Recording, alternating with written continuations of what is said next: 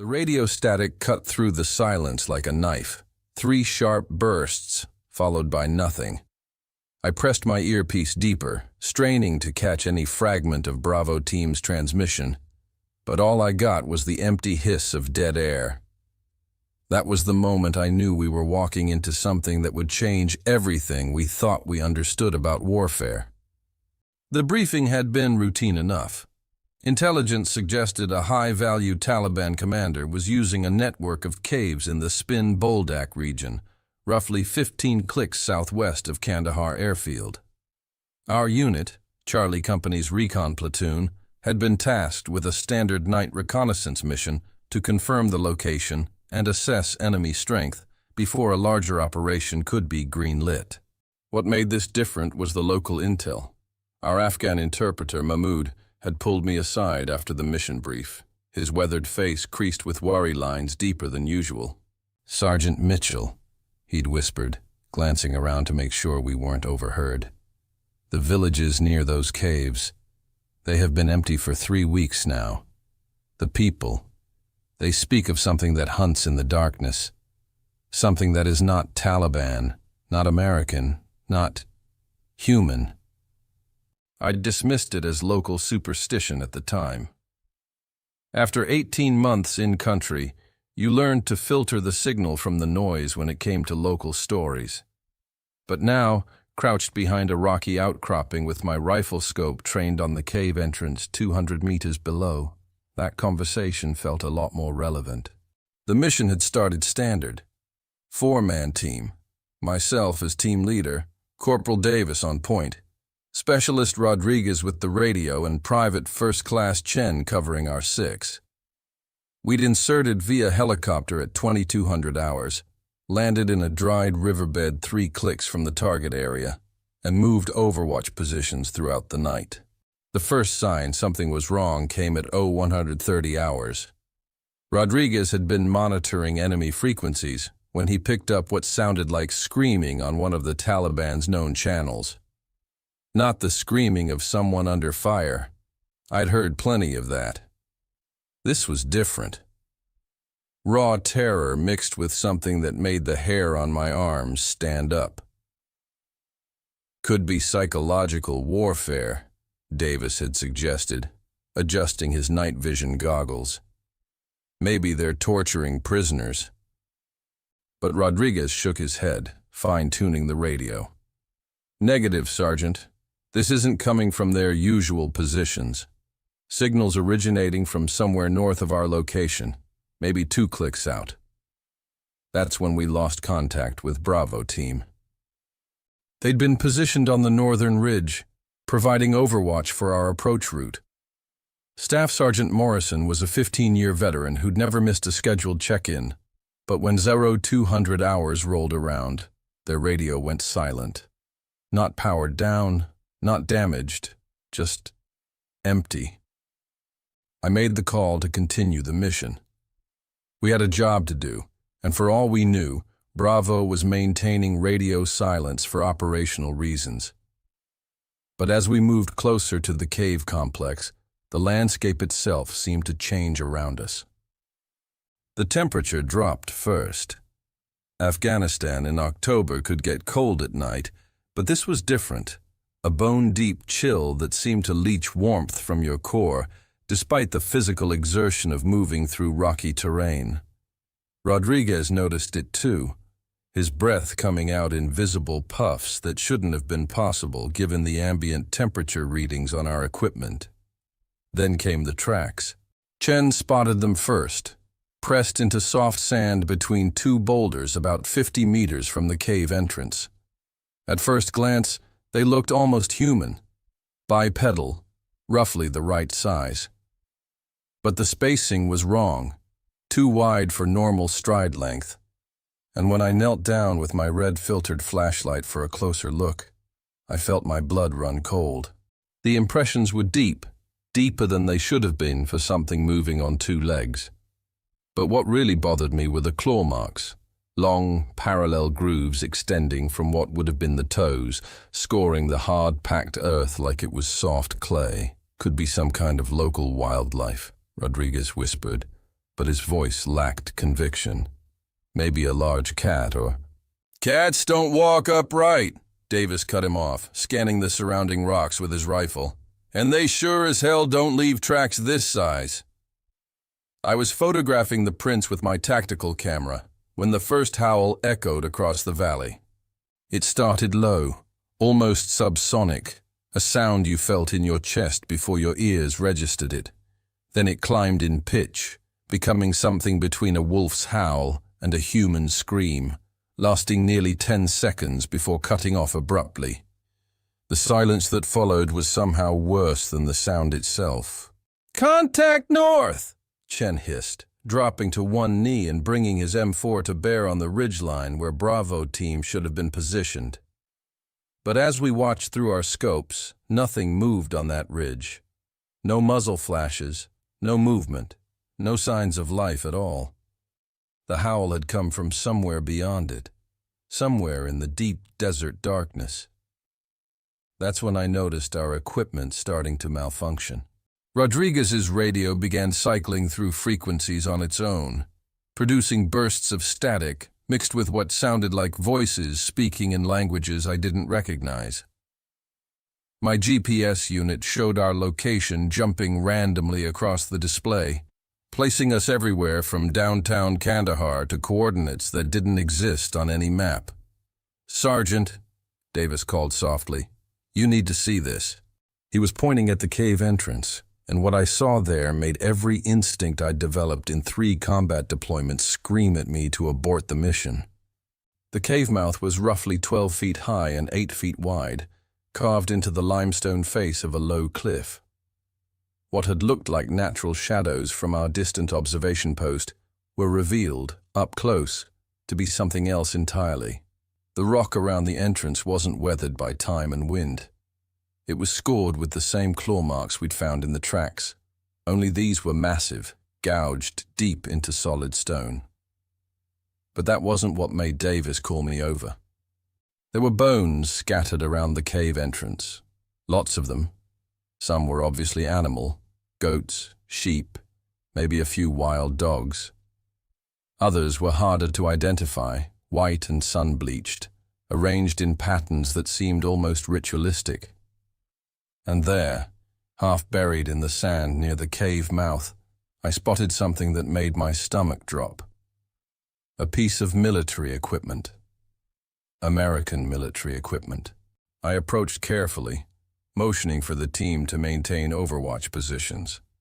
The object was partially buried, but enough was visible to identify it as a night vision mount, the kind attached to advanced tactical helmets. The serial numbers were still readable, and when I ran them through my field reference guide, my blood went cold. The equipment belonged to a special forces team that had gone missing in this region 6 months earlier. Officially, they'd been listed as KIA in an IED attack, but their bodies were never recovered. "Sergeant," Rodriguez whispered urgently, "I'm picking up movement signatures on thermal. Multiple contacts, approximately 100 meters north and closing." I switched my rifle to thermal imaging and immediately saw them, heat signatures moving through the rocks with an odd, loping gait. There were at least 6, maybe 8, and they were definitely bipedal, but their movement pattern was wrong. Too fluid, too fast, like they were flowing across the terrain rather than running over it. "Fall back to secondary position," I ordered. But before we could move, the sound started. It began as a low rumbling, like distant thunder, but it was coming from beneath our feet. The ground itself was vibrating, small pebbles jumping and dancing on the rocky surface. Then came the voices. Human voices, calling out in English with American accents. But they were coming from inside the cave, and the words were all wrong. "Help us. Please. We're trapped in here. Can anybody hear us?" Rodriguez's face went white. "That's Morrison's voice," he whispered. "That's Staff Sergeant Morrison." But Morrison was supposed to be on the northern ridge with Bravo team, not trapped inside a cave 2 clicks away. And his voice was coming from multiple directions at once, echoing strangely as if the cave system was much larger than it appeared. The thermal signatures were getting closer, now less than 50 meters out. I could see them more clearly now, tall, humanoid shapes moving with predatory grace through the rocks. But their heat signatures were inconsistent, flickering in and out like dying flames. "Contact front," Davis called out. But when I looked where he was aiming, I saw something that defied every briefing, every training exercise, every combat experience I'd ever had. The creatures emerging from the rocks weren't entirely solid. They seemed to shift between states, sometimes appearing as tall, gaunt humanoids with elongated limbs and glowing eyes, other times looking almost like shadow-given form. Their movement was unnaturally smooth, feet if they were feet, never quite seeming to touch the ground. Chen opened fire first, his M4 chattering in controlled 3-round bursts. I watched his tracers pass right through the lead creature without effect, striking the rocks behind it and sending sparks flying. The thing didn't even slow down. "Rounds aren't connecting!" he shouted, ejecting his magazine and slamming in a fresh one. "It's like shooting at smoke!" But they weren't entirely incorporeal. One of them brushed against a boulder as it passed, and I heard the distinct sound of claws scraping against stone. Whatever these things were, they existed in our world enough to leave physical traces, but not enough to be stopped by conventional weapons. The voices from the cave were getting louder now, more urgent. I could make out individual words, calls for help mixed with tactical radio chatter. But underneath it all was something else, a sound like laughter, cold and inhuman, and filled with a malice that made my skin crawl. Rodriguez grabbed my arm, his eyes wide with terror.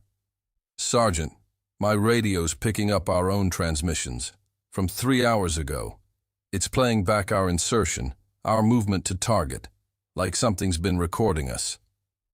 The implications of that hit me like a physical blow. These things, whatever they were, had been watching us since we'd landed. They knew our route, our tactics, our equipment. They'd been herding us toward this cave like livestock to slaughter. That's when I realized the truth about Bravo Team. The voices calling from inside the cave weren't Morrison and his men trapped and calling for help. They were bait. These creatures had somehow captured or absorbed their voices, their memories, their knowledge, and were using them to lure us into the same fate. "Fall back now," I ordered. But as we turned to retreat, more heat signatures appeared on our flanks. We were surrounded. The creatures were closing in from 3 directions, moving with that same fluid, otherworldly grace. Up close, I could see them more clearly. Tall as men, but wrong in proportions, with limbs that bent at angles that shouldn't have been possible.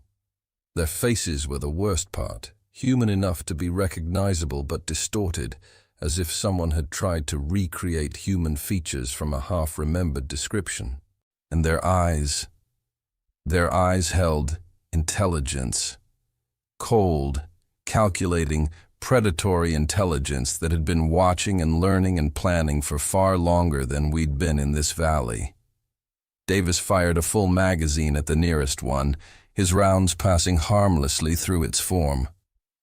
But when it reached out toward him, its claws, very real, very solid claws, raked across his body armor, leaving deep gouges in the ceramic plates. "They can hurt us, but we can't hurt them," Rodriguez shouted over the growing cacophony of voices echoing from the cave. The voices were getting more desperate now, more convincing. I could hear my own voice among them, calling out coordinates for an extraction that would never come. Chen was backing toward the cave mouth, his rifle trained on the approaching creatures. "Sergeant, what do we do? Standard tactics aren't working." I looked at the cave entrance, with its scored stone and scattered bones, and made a decision that would haunt me for the rest of my life. Sometimes in combat, you're faced with choices where every option leads to disaster. This was one of those moments. "Into the cave," I ordered. It might be our only chance to break contact. The protests were immediate and loud, but I cut them off. "Look around. We're surrounded by things that can't be killed but can definitely kill us. The cave is the only direction they're not coming from." It was flawed logic born from desperation, but as the creatures closed to within 20 meters, flawed logic was all we had. We moved toward the cave entrance in tactical formation, weapons trained outward, even though we knew they were useless against our pursuers. The moment we crossed the threshold into the cave, everything changed. The temperature dropped another 20 degrees, and the air became thick, almost viscous, like breathing liquid. Our footsteps echoed strangely, multiplying and distorting until it sounded like an entire platoon was moving through the tunnels. The beam from my tactical flashlight seemed dimmer, struggling to penetrate darkness that felt almost solid. Behind us, the creatures had stopped at the cave mouth.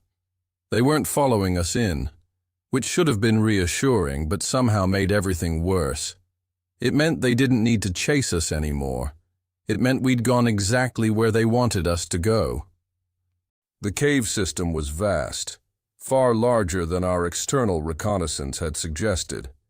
Tunnels branched off in multiple directions, some sloping downward into deeper darkness, others angling upward toward what might have been other entrances. The walls were covered in the same claw marks we'd seen outside, but these were arranged in patterns, almost like writing in some alien script. Rodriguez's radio was going crazy now, cycling through dozens of frequencies and picking up transmissions in languages I'd never heard. Mixed in with the alien chatter were fragments of English, military communications from operations that had taken place months or even years ago.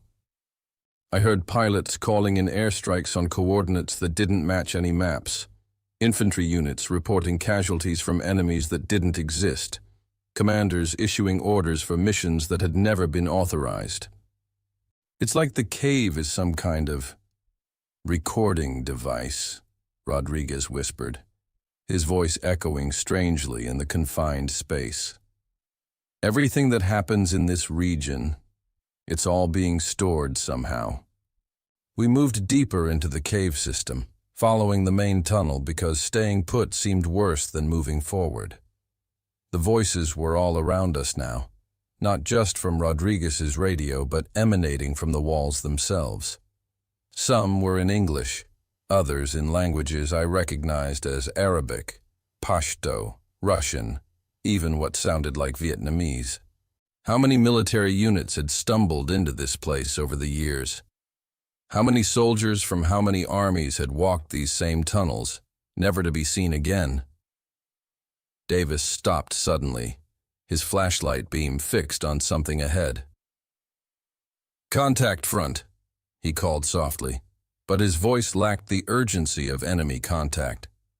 This was something else. What we found in that widening chamber will stay with me until the day I die.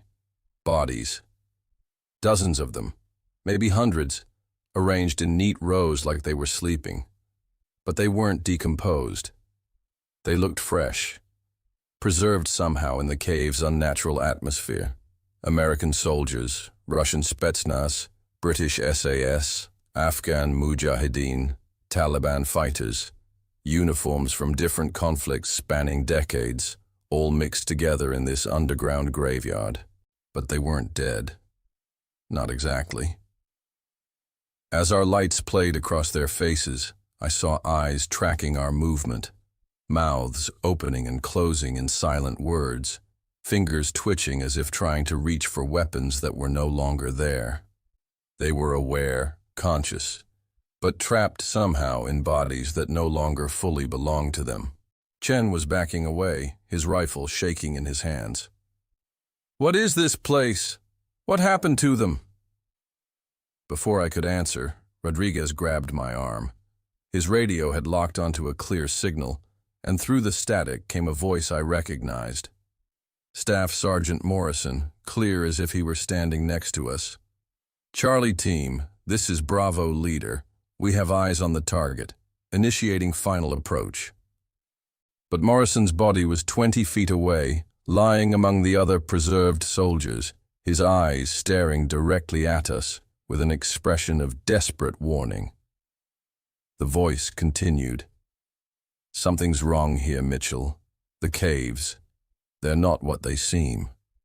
Don't trust anything you hear. Don't believe anything you see. Get out while you still can. Then the signal cut to static, and the bodies in the chamber began to move.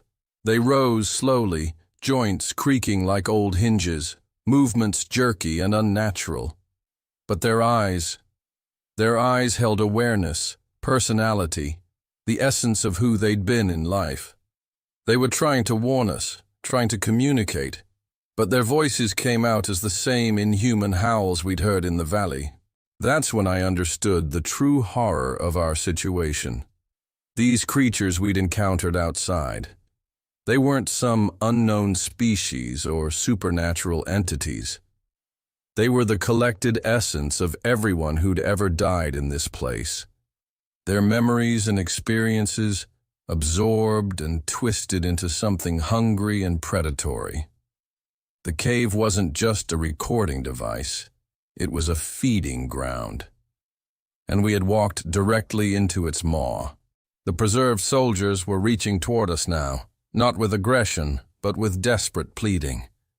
They wanted us to understand something, to learn from their fate, but their transformed vocal cords could only produce those terrifying howls that had first alerted us to the danger. Davis was hyperventilating, his tactical discipline finally cracking under the weight of what we were witnessing. "This isn't possible," he kept repeating. "None of this is possible." But Rodriguez was studying his radio with the focused intensity of a man trying to solve a puzzle under extreme pressure. "Sergeant," he said slowly, "I'm picking up a pattern in the transmissions. The voices, the languages, the time signatures. It's like they're trying to tell us something." I forced myself to focus on his words, despite the nightmare surrounding us. The mission had gone far beyond reconnaissance or intelligence gathering. Now it was about survival, about getting out with enough information to prevent other units from suffering the same fate. "What kind of pattern?" I asked, keeping my rifle trained on the approaching figures, even though I knew conventional weapons were useless here. Rodriguez fine-tuned his radio, isolating different frequency bands. "The English transmissions are all giving coordinates, different locations, different times, but they all point to other sites like this one, other feeding grounds." The implications were staggering. If Rodriguez was right, this wasn't an isolated phenomenon. There were other places, other caves or structures or geographic anomalies where the same thing was happening. Military units from various nations and time periods, all being drawn into these supernatural traps. Chen had backed against the cave wall, his eyes wide with terror as he watched the preserved soldiers shuffling toward us. "How do we fight something like this? How do we get out?" The answer came from an unexpected source. Morrison's body had stopped moving, but his lips were forming words. I couldn't hear them over the ambient noise, but I could read lips well enough to make out the message: "Deeper, go deeper, find the source."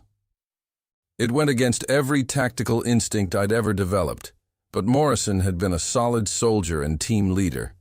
If his trapped consciousness was trying to guide us, maybe it was our only chance. "We go deeper," I announced, shouldering my pack and checking my ammunition, even though I knew bullets were worthless here.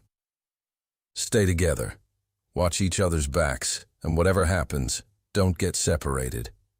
The tunnel leading deeper into the cave system was narrower, forcing us to move in single file. The walls here were covered not just with claw marks, but with what looked like carved symbols, intricate patterns that seemed to shift and change when you weren't looking directly at them. The voices were louder here, layered upon each other until they became a constant background noise of military communications from different eras and nations. I heard Soviet commanders planning operations in Afghanistan, American pilots calling in strikes during Desert Storm, British officers coordinating movements in the Falklands. How far back did this thing's influence reach? How many conflicts had been affected by soldiers disappearing into places like this?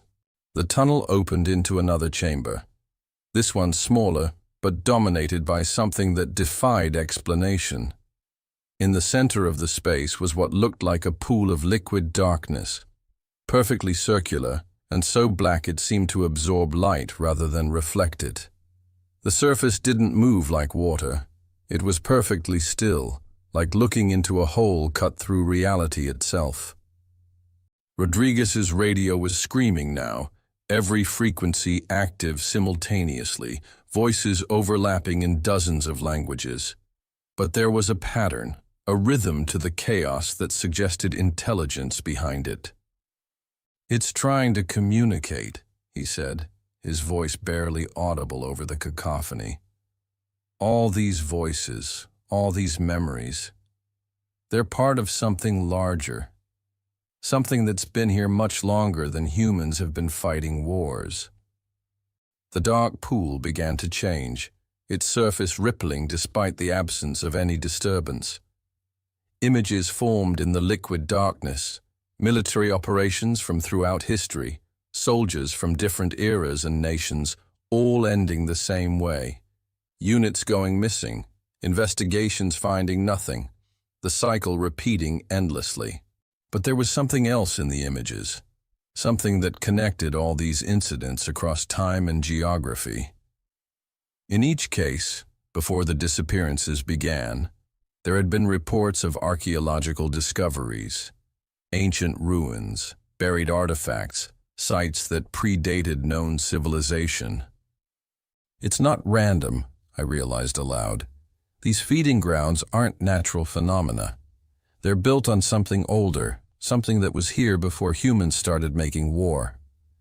The pool showed us more, underground complexes that stretched for miles, connected by tunnels that ran beneath entire continents. A network of these places, all serving the same function, all feeding the same hungry intelligence that had been studying human conflict for millennia. Chen was staring at the images with the expression of a man watching his own execution. "How do we stop something like this? How do we even report it?" The answer came from the pool itself. The images shifted, showing us the path we'd taken to reach this chamber. But they also showed us something else. Another way out. A tunnel that led not back to the surface, but to a different part of the complex. A part where the entity that controlled this place was more vulnerable. "It's showing us the way," Rodriguez said, his radio finally falling silent. "But why would it help us?" The answer came in the form of more images, other military units that had made it this far, soldiers who had chosen to go deeper rather than try to escape. Some had succeeded in damaging the entity, weakening its hold on this place. Others had become part of its collection. But all of them had learned the truth. This wasn't just about survival anymore. It was about preventing future incidents, about finding a way to warn others or destroy the entity's ability to lure more soldiers to their deaths. I made the decision that would either save us or doom us. We follow the path it's showing us. We find this thing's source and we do whatever damage we can. The tunnel the pool had revealed was hidden behind what looked like solid rock, but when we approached it, the stone became translucent, allowing us to pass through. The passage beyond was different from the others. Smoother, more deliberate in its construction, carved by intelligence rather than natural forces. As we moved deeper, the voices began to change. Instead of random military communications, we started hearing something else, the thoughts and memories of the entity itself. Ancient beyond human comprehension, It had been studying warfare since the first humans picked up weapons against each other. It fed not just on the physical essence of soldiers, but on their experiences, their tactical knowledge, their understanding of human conflict. Every unit that disappeared into places like this made it smarter, more capable of predicting and countering human military tactics. The tunnel opened into a vast chamber that defied the cave's external dimensions. The ceiling disappeared into darkness above us, and the floor stretched away in all directions, covered with what looked like organic machinery. Pulsing conduits ran along the walls, carrying some kind of luminescent fluid that provided the only light in the space. At the center of it all was something that my mind struggled to process. It wasn't quite organic and wasn't quite mechanical, but it was clearly alive and clearly intelligent. Thousands of tendrils extended from a central mass, each one connected to what looked like monitoring stations displaying information in symbols I couldn't read. But I could read the screens that displayed human languages. Tactical assessments, unit compositions, strategic analyses, all based on the memories and experiences of the soldiers it had absorbed over the years. It was building a database of human military capabilities, learning how to predict and counter every tactic in our arsenal. Rodriguez's radio crackled to life one last time, and through the static came a message in clear English. "You have seen the truth. You understand the purpose. Join us willingly, and your knowledge will help preserve your species. Resist, and you will join us anyway. But your essence will be damaged in the process." The choice it was offering us was no choice at all. Become part of its collection willingly or be absorbed by force. But there was a third option, one the entity hadn't considered because no human unit had ever made it this far with their equipment intact. Chen still had his demolition charges, enough C4 to bring down a small building. Rodriguez had managed to maintain contact with base despite everything, and while his regular radio was compromised, his emergency beacon was still functional.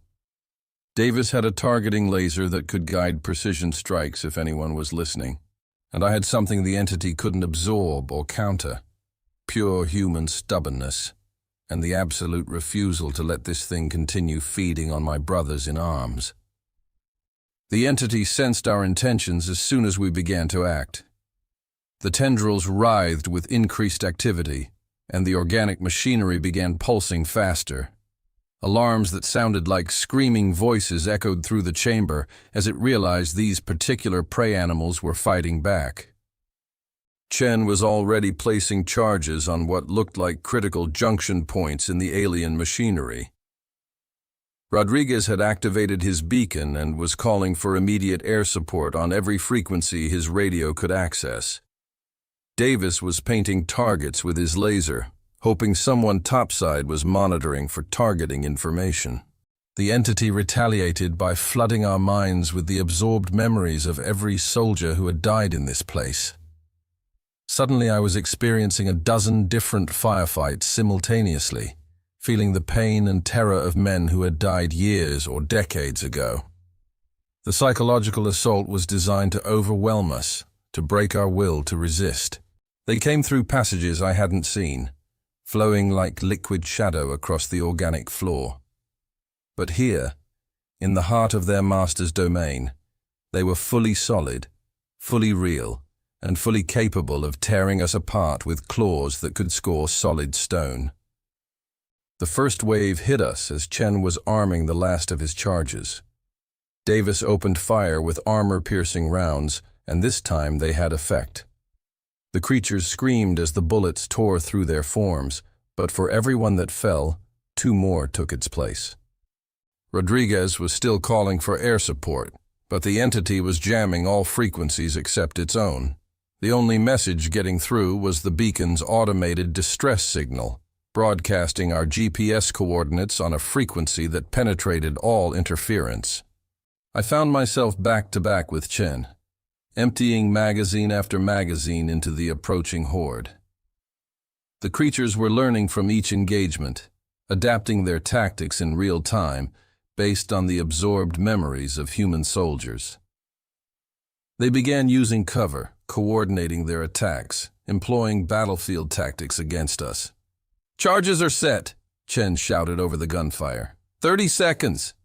But 30 seconds might as well have been 30 minutes. The creatures were closing in from all sides, and our ammunition was running low. The entity itself was beginning to move, its massive bulk shifting as tendrils reached toward us with obvious hostile intent. That's when the ceiling exploded. The cavalry arrived in the form of an AC-130 gunship that had been monitoring Rodriguez's beacon signal. The 105mm howitzer rounds punched through solid rock like it was paper, creating a hole large enough for the aircraft's other weapons to engage targets inside the chamber. The 40mm Bofors gun began systematically destroying the organic machinery, while the 25mm Gatling gun swept the chamber floor, cutting down creatures with precision that suggested the aircraft's crew could somehow see through the interference. The entity screamed, not through the radio or the cave's acoustic properties, but directly into our minds. The psychic shriek of something ancient and predatory, facing its own mortality for the first time in millennia. Chen's charges detonated in sequence, each explosion triggering secondary blasts as alien machinery overloaded and failed. The chamber filled with smoke and falling debris as the entity's control over the complex began to collapse. "Move!" I shouted, leading the team toward what looked like a partially collapsed tunnel. Behind us, the AC-130 was pouring fire into the wounded entity, each hit producing that mind-splitting scream of rage and pain. We ran through passages that were shaking themselves apart, dodging falling rocks and collapsing support structures.